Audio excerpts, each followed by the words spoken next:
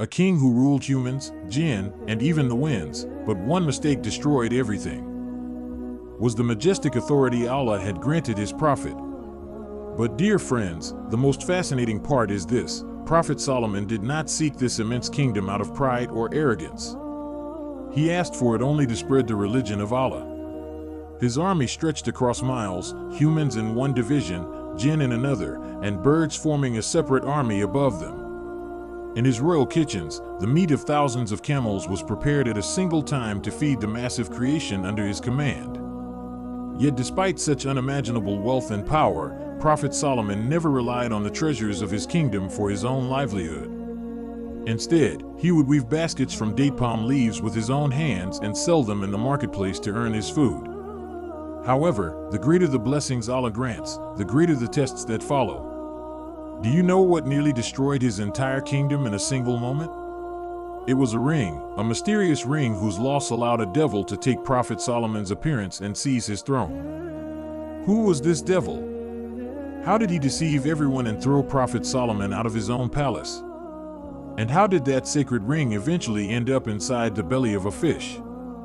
Dear viewers, in the hand of Prophet Solomon was a blessed ring through which Allah had hidden the authority of the entire kingdom. Whenever he entered private chambers or visited one of his wives, he would entrust the ring to his loyal servant, Amina. On that fateful day, he did the same. He handed the ring to Amina and walked inside.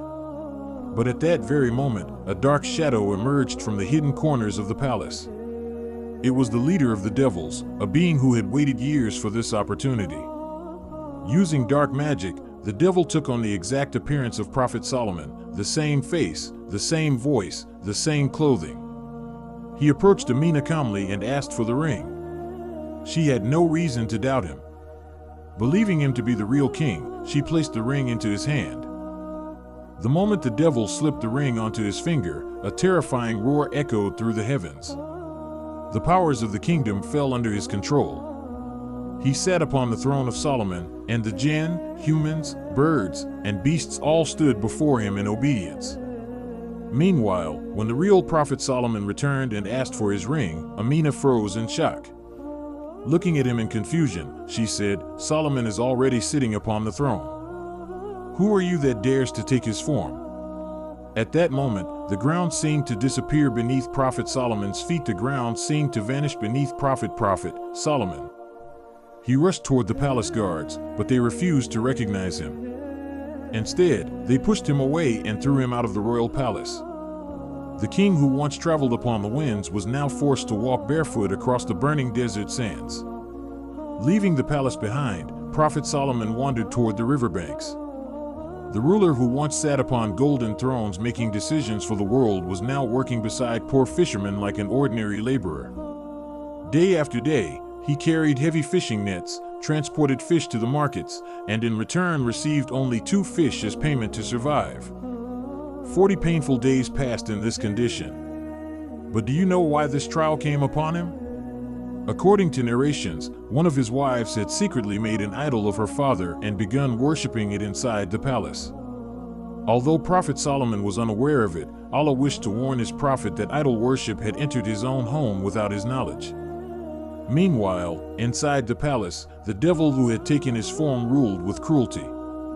He made judgments against the laws of Allah. Slowly, suspicion began spreading among the people. The mother of Prophet Solomon realized that her son was no longer obedient and gentle as before. His wives noticed behavior completely unworthy of a prophet. The people of Sun understood that the man sitting upon the throne was not Solomon, but an evil impostor. As the 40th day approached, the devil grew terrified that his secret would be exposed. In panic, he removed the mysterious ring and threw it into the depths of the sea. He believed Prophet Solomon would never regain his kingdom again. But he forgot one thing: the same Allah who could take away a kingdom without the ring could also return it from the depths of the ocean. One day, while sitting quietly beside the river, Prophet Solomon prepared to cut open a fish he had earned from his labor. Sitting upon a stone near the shore, he began cleaning the fish to satisfy his hunger. Suddenly, his fingers touched something hard and cold inside its stomach. When he pulled it out, his eyes widened in shock. It was the very same ring, the blessed ring engraved with the greatest name of Allah, the ring through which the Jinn had once been controlled, and whose loss had turned the entire world upside down. The moment Prophet Solomon placed the ring back onto his finger, a tremor spread across creation itself. The skies instantly filled with birds. Thousands descended from above and spread their wings over him like a protective shadow. The winds changed direction and began circling gently around him once again. The Jinn, who had been trapped under the devil's command, suddenly realized that the true king had returned. A new strength surged through Prophet Solomon's body. As he journeyed back toward the city, his followers and loyal companions, who had been suffering in confusion and fear, were overwhelmed with joy. Their hardships came to an end as they gathered once more around their prophet and king. Now imagine the terror of that devil. The instant Prophet Solomon wore the ring, the devil's illusion shattered. He fled from the throne in fear, but there was nowhere left to escape. Prophet Solomon captured him along with his rebellious army of devils and sentenced them to a punishment that would become a lesson until the day of judgment. Those rebellious demons were chained between rocks and imprisoned deep beneath the oceans, where they remain trapped in torment even today. But the story does not end there. Another mysterious question remained: what about Asif bin Barkia, the wise minister of Prophet Solomon, the man blessed with sacred knowledge who could bring the throne of Queen Bilqis in the blink of an eye? Why had he remained silent during all this time? After reclaiming his throne, Prophet Solomon asked him, "I can excuse the ordinary people, for they could not recognize the devil's deception. But you knew the truth. Why did you stay silent?" Asif bin Barkia replied, "O Prophet of Allah, I not only recognized the fish that swallowed the ring, but I even knew its ancestors. Yet this trial was Allah's command upon you. That devil demanded that I write decrees for him as I once did for you, but my pen refused to write oppression. So I remained silent by divine wisdom." During this conversation, another astonishing topic arose. Prophet Solomon mentioned the bird known as the hoopoe, the remarkable bird capable of detecting water hidden deep beneath the earth. But who were these horses? And how did Prophet Solomon call the sun back after it had already set? Prophet Solomon had inherited 1,000 magnificent horses from his father, Prophet David. These were no ordinary horses. They were noble Arabian steeds, unmatched in beauty, strength, and speed. Their elegance was so refined that when they stood still, they balanced gracefully on 3 legs while delicately resting the tip of the 4th hoof upon the ground like royal princes. On that day, Prophet Solomon was deeply engaged in inspecting these horses. One by one they raced before him, their hooves sending clouds of dust into the air that sparkled like gold beneath the sunlight. He looked upon them with happiness because these horses were prepared for jihad in the path of Allah and for the honor of the faith. But while admiring their beauty and discipline, he became so absorbed that he lost track of time. Slowly, the sun began disappearing behind the mountains. Suddenly, Prophet Solomon realized the hour. His heart trembled.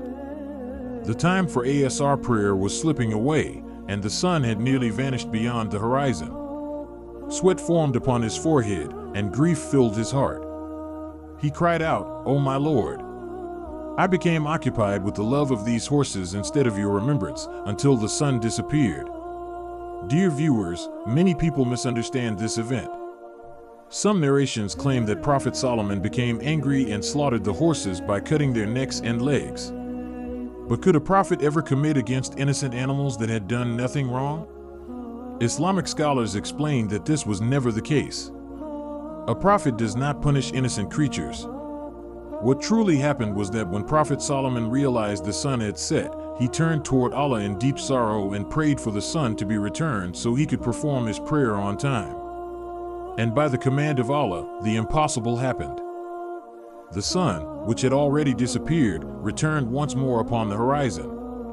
The darkness of evening faded away, and daylight spread across the earth again.